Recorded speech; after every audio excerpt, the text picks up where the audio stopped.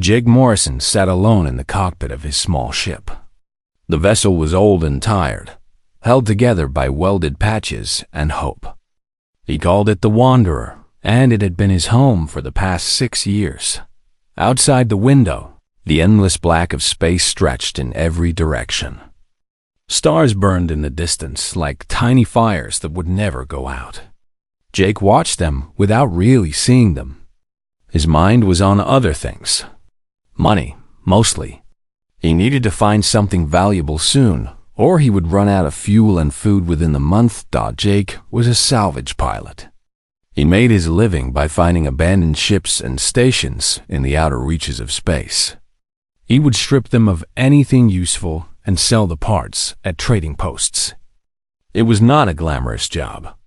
It was dirty, dangerous, and lonely. But it was honest work, and Jake preferred it to the crowded cities of Earth. He had left Earth 10 years ago and never looked back. There was nothing for him there anymore. His parents had died when he was young. He had no siblings, no wife, no children. Space was his family now. The stars were his companions. The scanner on his control panel made a soft beeping sound. Jake leaned forward and looked at the screen. Something had appeared on the edge of his detection range. It was big. Very big. He adjusted the scanner settings and tried to get a clearer picture. The object was a ship, but not like any ship he had ever seen before. It was massive, at least 10 times the size of his own vessel. The hull was dark and covered in strange patterns that looked almost organic, like the skin of some giant creature. Jake felt his heart beat faster. This was not a human ship. He was certain of that. The design was completely alien. He had heard stories of salvage pilots finding alien technology, but he had never believed them. Now he was looking at proof that those stories might be true. The alien ship was drifting slowly near an asteroid cluster. There were no lights visible on its surface. No energy signatures that would indicate active systems. It appeared to be dead, abandoned, left to float forever in the cold emptiness of space. Jake knew he should be careful. He should report this finding and wait for proper authorities to investigate. But proper authorities were weeks away, and by the time they arrived, someone else might find the ship first. Besides, Jake was curious. He had spent his whole life searching for something special, something that would make his existence mean more than just surviving from one day to the next. He made his decision. He would investigate the ship himself. The Wanderer moved closer to the alien vessel. As Jake approached, he could see more details. There were large holes in the hull, damage from weapons fire. Scorch marks covered sections of the outer plating. Whatever it had of this ship, it had been violent. Jake found a docking port that seemed compatible with his ship's airlock. He connected the two vessels and ran a quick scan of the atmosphere inside the alien ship. The air was breathable, though stale and thin. He grabbed his flashlight, his toolkit, and his small pistol. The gun was old and not very powerful, but it made him feel safer. The airlock opened with a hiss, and Jake stepped into darkness. The interior of the alien ship was unlike anything he had imagined. The corridors were tall and wide, built for creatures much larger than humans. The walls were smooth and curved, with no sharp angles anywhere. Everything had a slightly organic quality, as if the ship had been grown rather than built. Jake moved slowly, his flashlight cutting through the shadows. His footsteps echoed in the silence. The air smelled strange, like metal and something else he could not identify. Something alive, or something that had once been alive. He found the first body after walking for about 10 minutes. It was an alien, obviously. The creature was tall, maybe 8 feet, with gray skin and a face that looked vaguely reptilian. It wore armor that had been torn apart by some kind of weapon. Dark blood had pooled around the body and dried on the floor. Jake felt sick, but he forced himself to keep moving. He found more bodies as he went deeper into the ship. Some were the same gray-skinned species, Others were different, smaller, with darker skin and sharp teeth. Two species fighting each other. Jake guessed that this ship had been attacked and boarded. The signs of battle were everywhere. Walls were marked with burns and holes.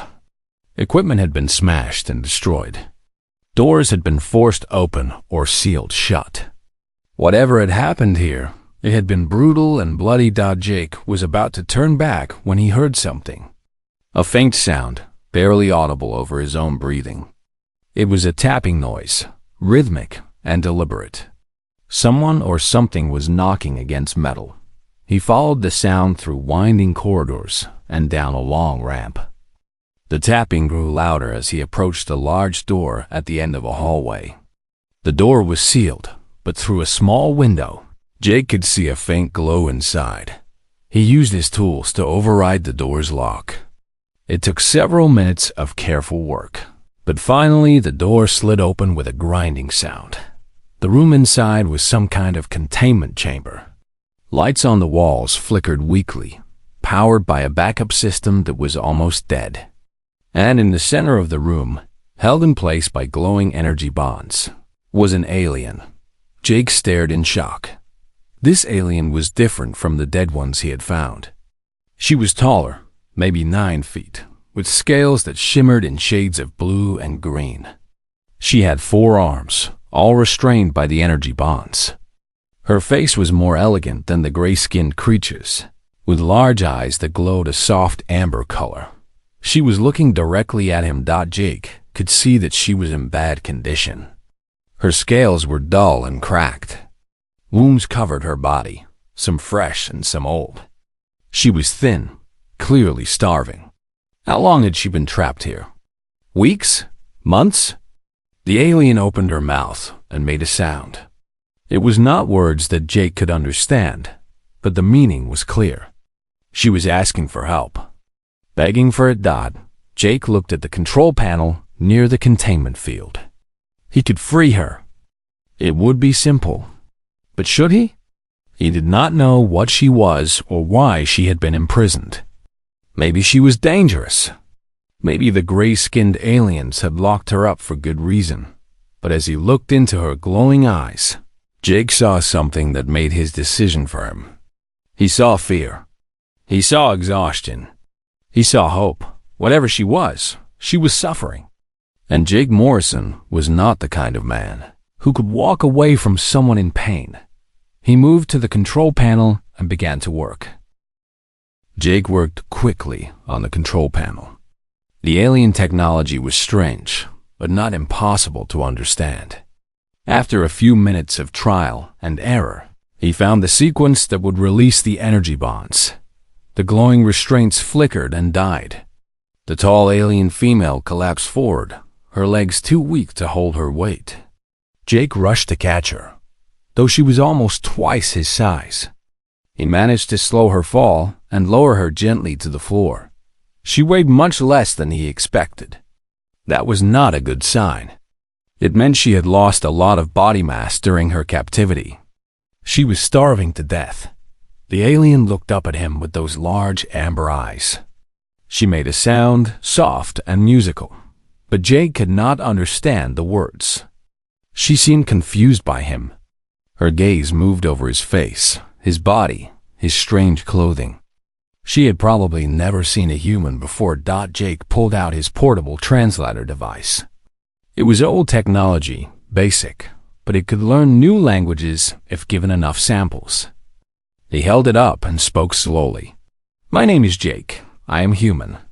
I want to help you." The device recorded his words and displayed them as a series of symbols.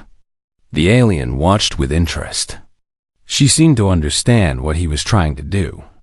She spoke again, this time more slowly and clearly. The translator worked on her words, comparing sounds and patterns, building a basic understanding. After several exchanges, it began to produce rough translations. "You, not Kath," she said through the device. Her voice was deep and melodic. "You, different species." "Yes," Jake replied. "I am human, from a planet called Earth. What is your name? The alien paused. She seemed to be thinking, deciding whether to trust him. Finally, she spoke. Velithra. I am called Velithra. Was Queen of the Sindari Collective. Jake blinked in surprise. A queen. He had stumbled across an alien queen trapped on a dead ship. This was not what he had expected when he woke up this morning.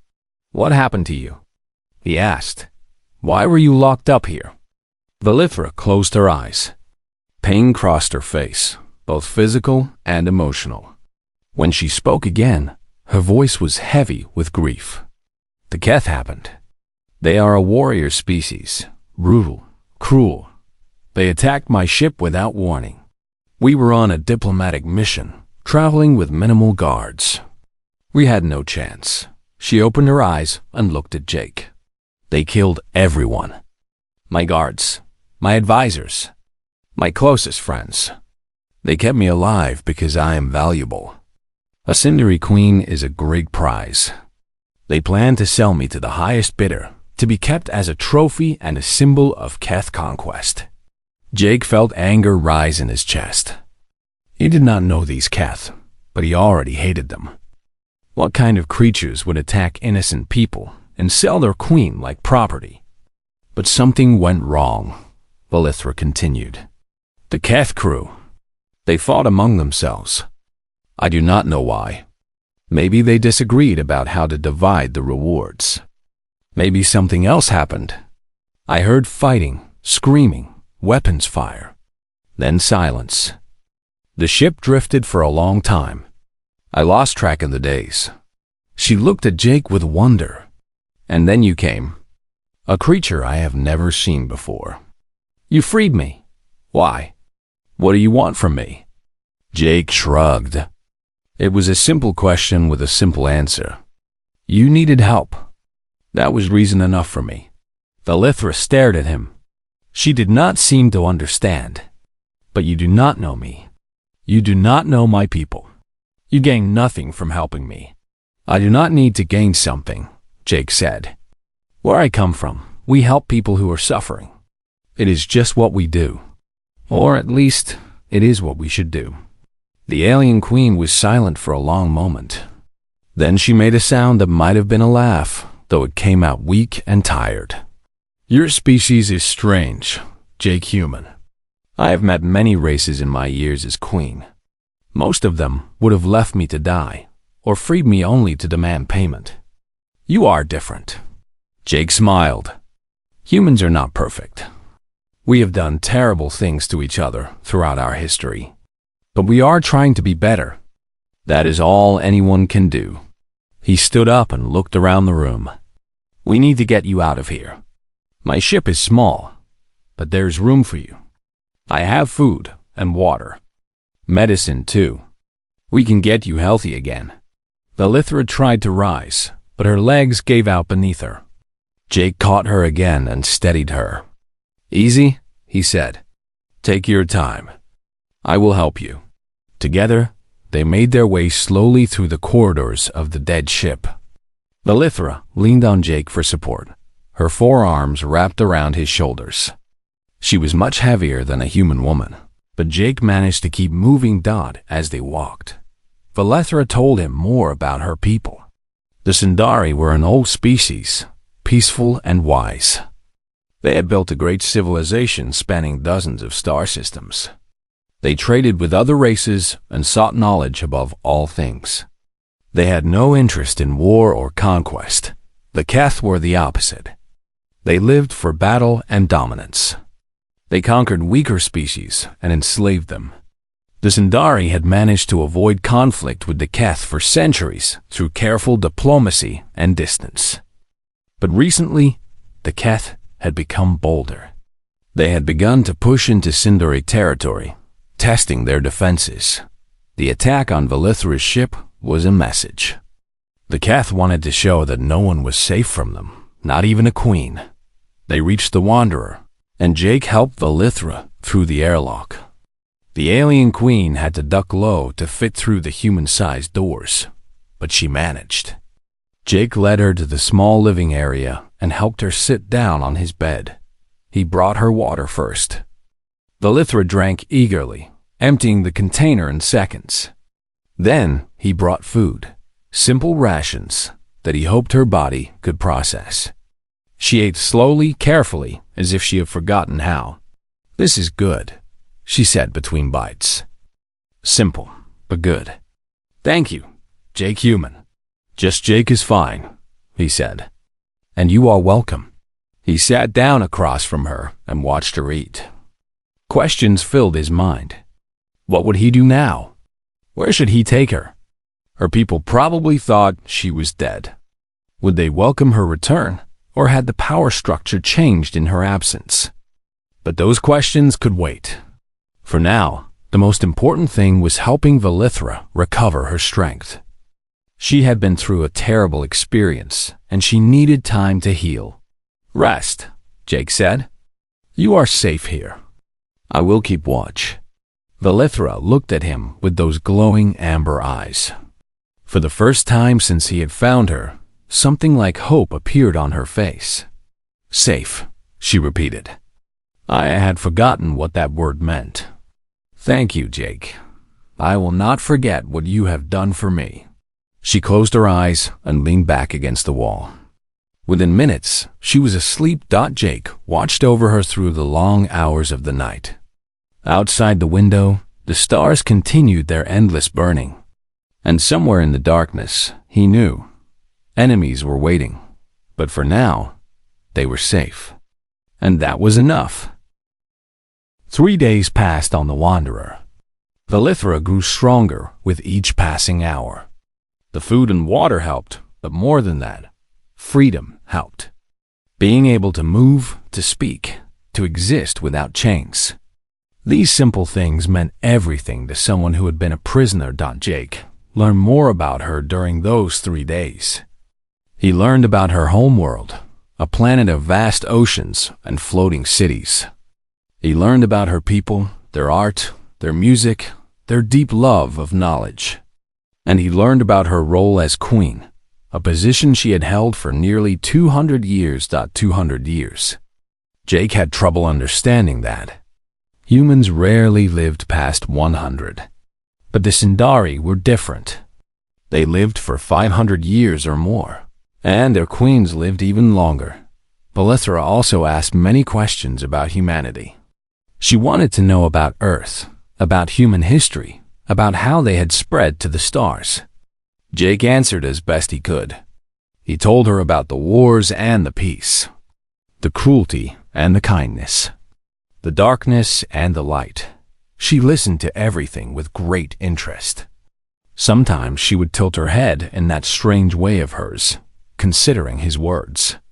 Sometimes she would ask for clarification. And sometimes she would simply nod, as if he had confirmed something she already suspected. On the morning of the 4th day, everything changed. Jake was sitting in the cockpit, running routine scans of the surrounding space. He did this out of habit, not expecting to find anything. They were in a remote area, far from shipping lanes and populated systems. No one came here, but today, the scanner showed something. A ship approaching fast from the edge of the system. It was big, much bigger than the Wanderer, and its energy signature was familiar. Jake felt cold fear grip his heart. He had seen that signature before on the bodies of the dead aliens aboard the derelict ship. The gray-skinned warriors in their torn armor. The Keth had found them. He rushed back to the living area, where Valithra was resting. She saw the look on his face and immediately understood that something was wrong. "What is it?" she asked. "A ship," Jake said.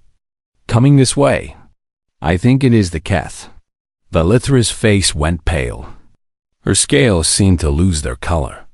They must have detected the derelict ship. They came to recover their prize.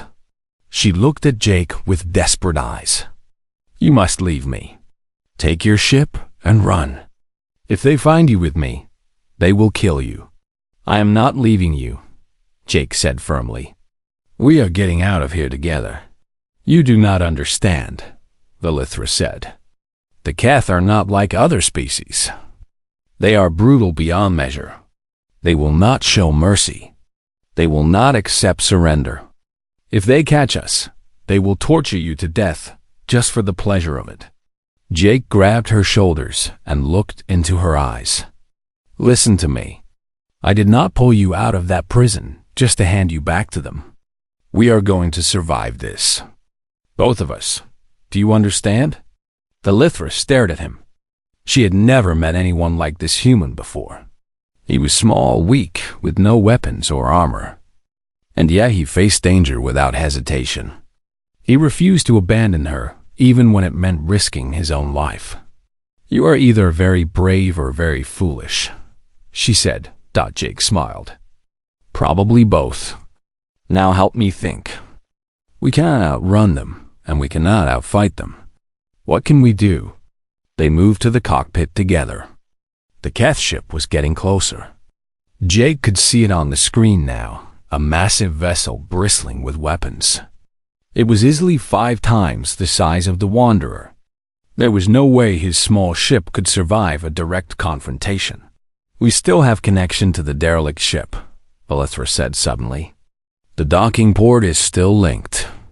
Jake looked at her. An idea was forming in his mind. The reactor on that ship. Is it still functional? Valithra thought for a moment. It was damaged in the battle, running on minimal power. But the core should still be intact. If I overload the reactor, what would happen? Valithra's eyes widened as she understood what he was planning. The explosion would be massive. It would destroy everything within a wide radius. Jake nodded. "Then that is what we do. I will go back to the derelict ship and rig the reactor to explode. We will undock and get clear. When the Keth board the ship to look for you, we blow it up." "That is extremely dangerous," Valithra said. "If you make a mistake, you will die." "Then I will not make a mistake," Jake said simply. He grabbed his tools and headed for the airlock. Valithra followed him, her forearms reaching out as if to stop him. "Jake, please. I cannot let you risk your life for me."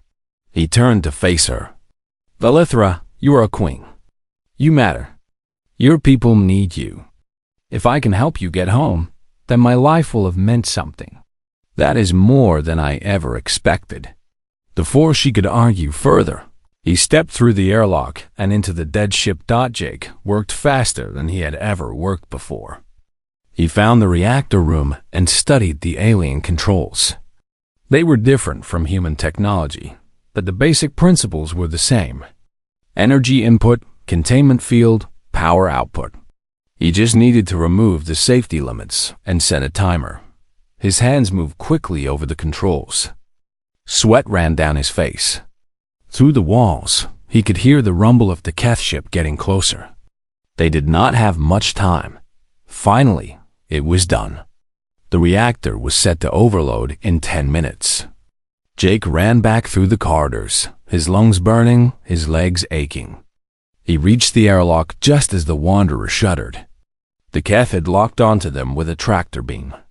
He sealed the airlock and hit the release sequence.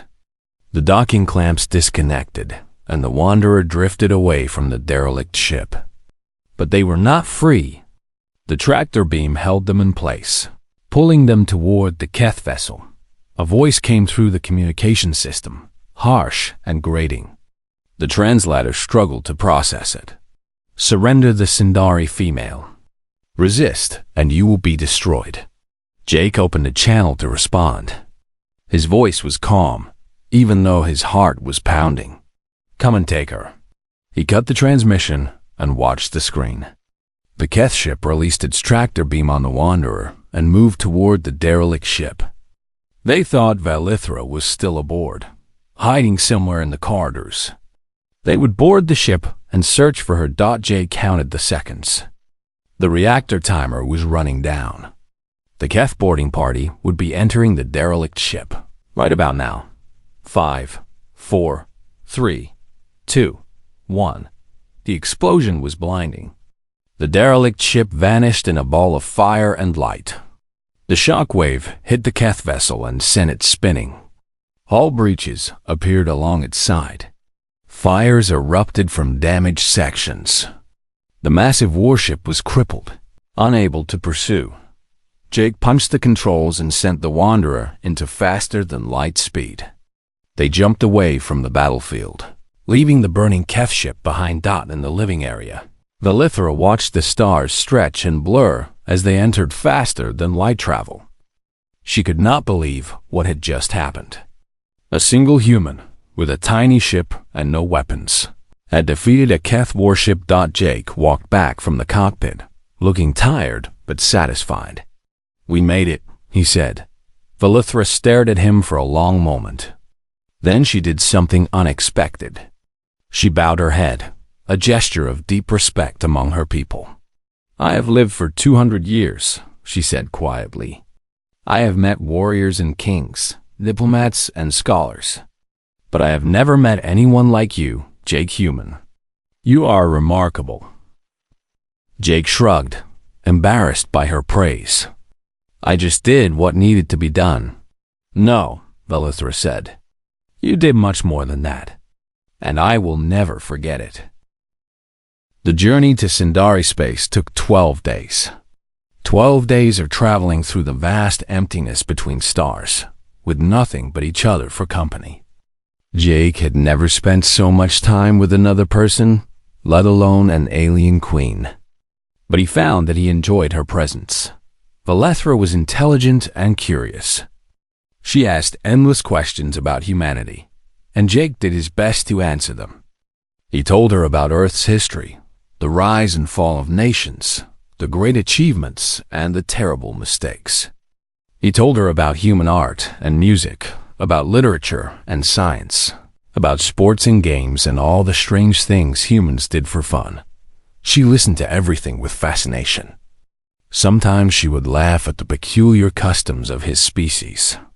Sometimes she would grow quiet and thoughtful. And sometimes she would share stories of her own people and return. Jake learned about the Sindari religion, which was based on the worship of knowledge itself. He learned about their system of government, where the queen served as both leader and teacher to her people. He learned about their art, which focused on capturing the beauty of mathematics and natural patterns. But most of all, he learned about Valithra herself. She was not just a queen. She was a person, with hopes and fears and dreams like anyone else. She worried about her people and what had happened to them in her absence. She mourned the friend she had lost in the attack. She wondered if she would be able to lead her civilization through the difficult times ahead. And she was curious about Jake. Why had he become a salvage pilot? Why did he live alone in space? Did he not have family or friends on Earth? Jake found himself telling her things he had never told anyone. He talked about his parents, who had died when he was young. He talked about his childhood in foster homes, never quite fitting in anywhere. He talked about his decision to leave Earth and find his own path among the stars. "You have had a hard life," Valithra said when he finished. "And yet you remain kind. That is rare." Jake shrugged. "Hard times can make people cruel, but they can also make people understand what it means to suffer. I know what it feels like to be alone and afraid. I would not wish that on anyone, not even an enemy." Valithra nodded slowly. "My people believe that wisdom comes from experience. You have wisdom beyond your years, Jake Human." He smiled at her use of his name. She always added the word human afterward, as if it was part of his identity. He supposed that to her, it was. He was not just Jake. He was Jake the Human, representative of an entire species she had never encountered before. On the 8th day of travel, Valithra asked him an unexpected question. "What will you do after you return me to my people?" Jake had not thought about it. His entire focus had been on getting Valithra home safely. He had not considered what would happen afterward. "I suppose I will go back to salvage work," he said. "It is all I know how to do." Valithra was quiet for a moment. Then she spoke carefully, choosing her words with care. My people will want to thank you for saving me. They will offer rewards, perhaps a position of honor in our society. Would you accept such things? Jake shook his head. I did not save you for a reward. I do not want payment for doing the right thing. That is what I expected you to say, Valithra replied. There was warmth in her voice, something that might have been admiration. You are a strange creature, Jake, but a good one. On the 12th day, they reached Sindari space. Jake saw the fleet before his scanner detected it. Hundreds of ships spread out across the border of the system like a wall of metal and light. They were warships, he realized. The Sindari were preparing for battle. My people, Valithra breathed. She leaned forward, her amber eyes fixed on the view screen. They did not give up. They are ready to fight the Keth. A voice came through the communication system, speaking in the Sindari language. Valithra responded quickly, identifying herself. There was a long pause, and then the voice spoke again, this time with obvious emotion. The fleet began to move.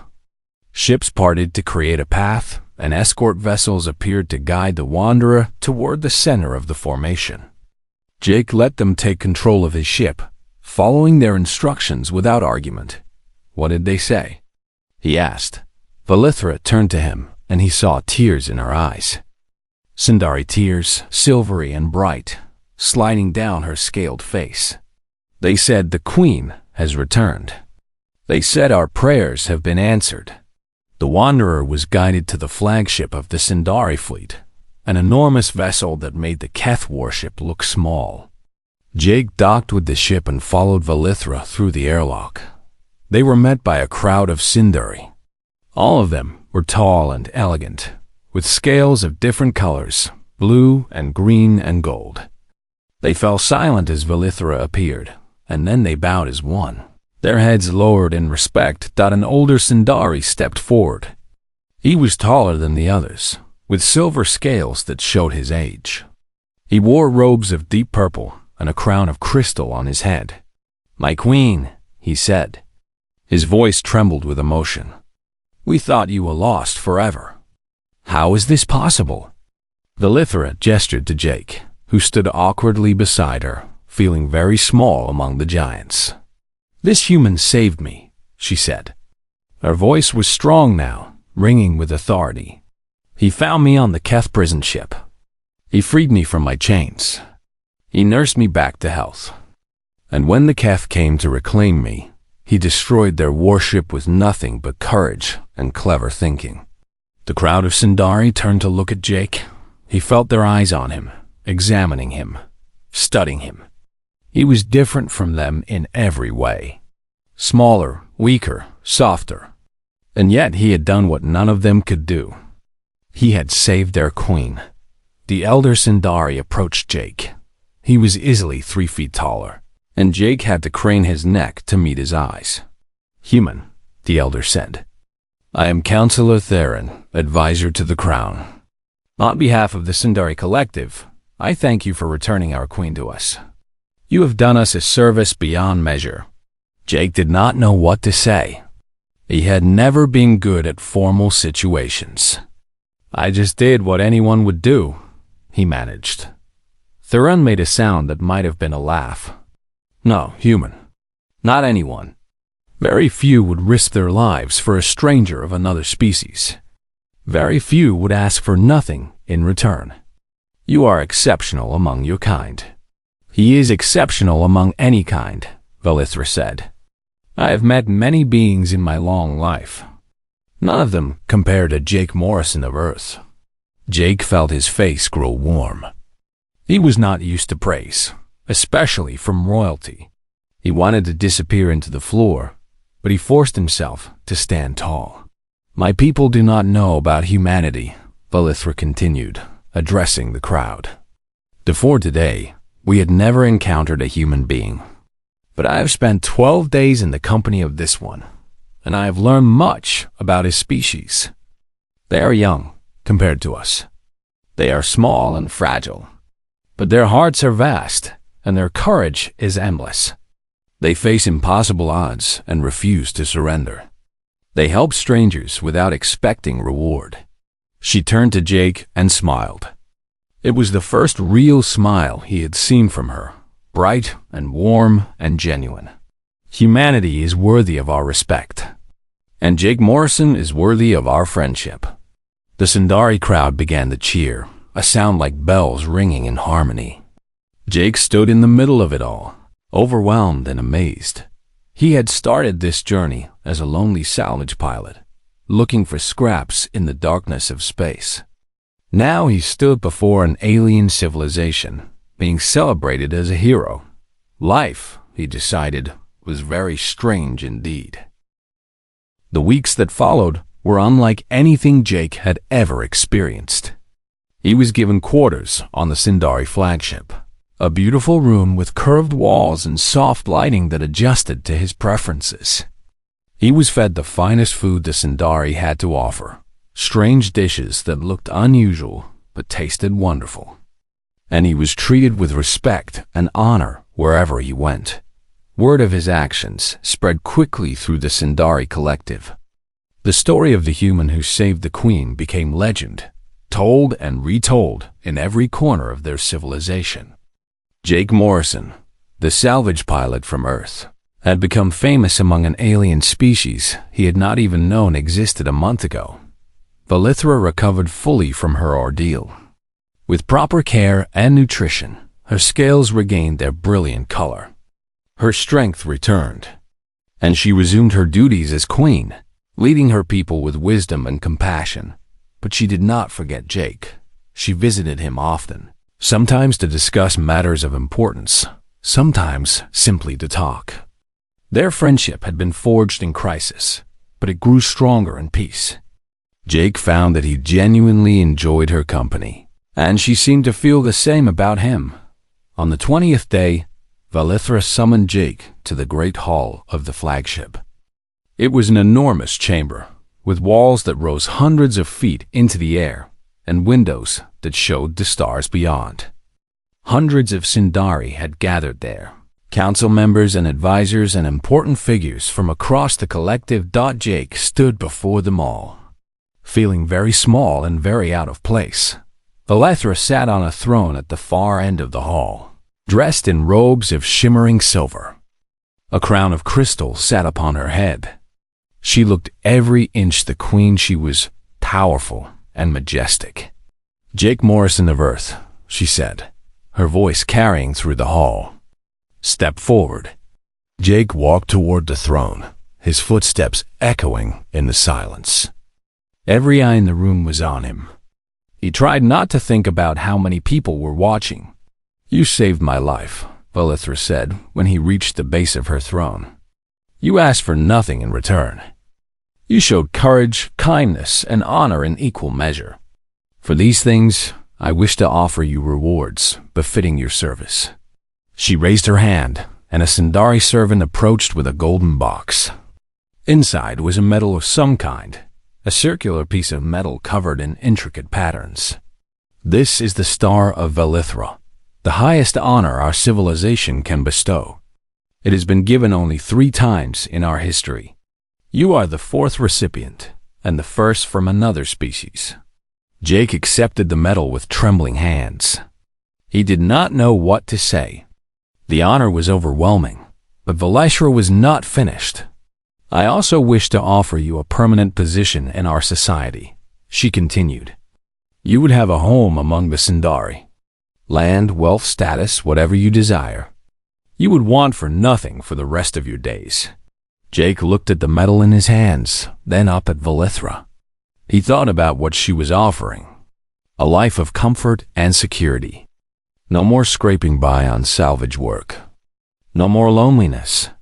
It was everything he had never had, but it was not what he wanted. "I am grateful for the honor," he said carefully. "Truly grateful, but I cannot accept a permanent position here. I am a wanderer by nature. I belong among the stars, exploring and discovering. If I settled down, I would lose the part of myself that makes me who I am."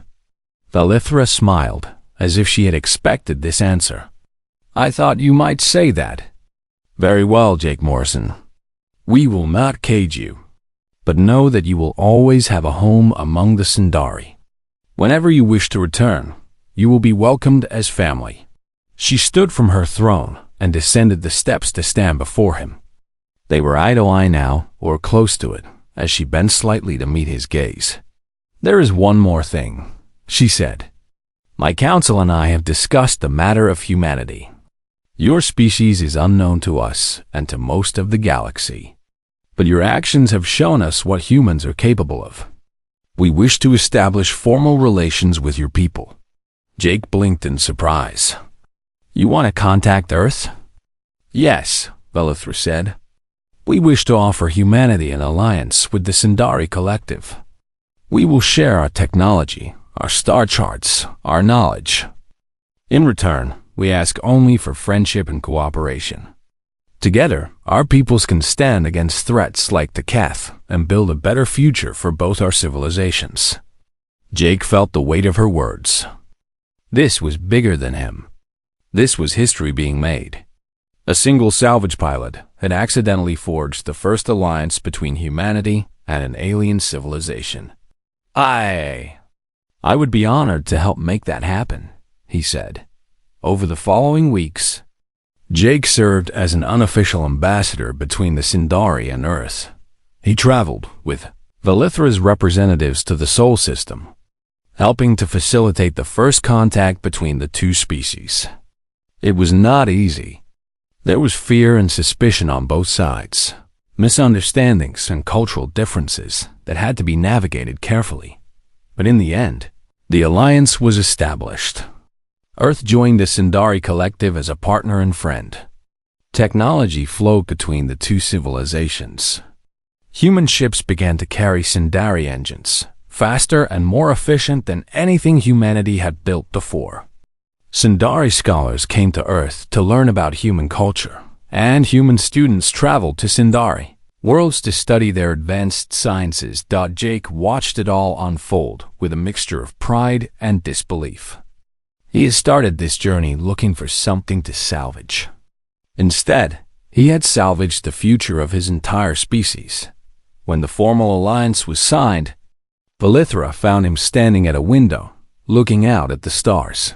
"You seem troubled," she said. Jake shook his head. "Not troubled, just thinking. A few months ago, I was nobody, a salvage pilot scraping by on the edge of space. Now I am part of the biggest event in human history. It does not feel real." Velithra placed one of her 4 hands on his shoulder. "You are not nobody, Jake. You never were. You were always someone special. It simply took the right circumstances for the rest of the galaxy to see it." Jake smiled at her. "I suppose I should thank you for being captured by pirates." She laughed, a bright and musical sound. "I would not recommend the experience, but I am grateful for where it led me. I found a friend in the darkness, and that friend changed everything."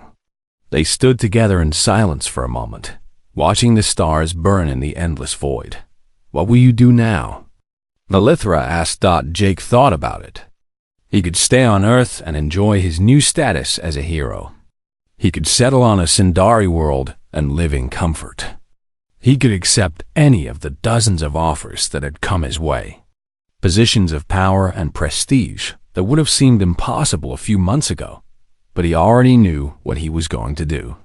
"I am going back out there," he said, nodding toward the stars. "There is a whole galaxy to explore. Who knows what else I might find?" Velithra nodded. She had known this would be his answer. It was why she respected him so much. He was not motivated by wealth or power or fame. He was motivated by curiosity, by wonder, by the simple desire to see what lay beyond the next horizon. "Your ship has been upgraded with our best technology," she said. "It is faster and stronger than before. Go, Jake Morrison. Explore the galaxy. And know that wherever you go, you carry the friendship of the Sindari with you." Jake returned to the Wanderer which now gleamed with Sindari modifications. New engines, new shields, new sensors that could detect things human technology had never dreamed of. It was still his ship, still his home, but it was better now, ready for whatever adventures lay ahead. He sat in the cockpit and looked out at the infinite darkness beyond the window. Somewhere out there were mysteries waiting to be discovered, people waiting to be met, wonders waiting to be seen that he was just getting started. Behind him, the Sindari homeworld shrank into the distance. But he was not leaving friends behind. He was carrying them with him, in his heart and in his memory. And across the galaxy, other species were beginning to hear about humanity. They heard about the small, soft creatures from a distant planet who had courage beyond their size and hearts larger than their bodies. They wondered what else humanity was capable of, and they were about to find out. Jake punched the controls, and the Wanderer leaped into the stars.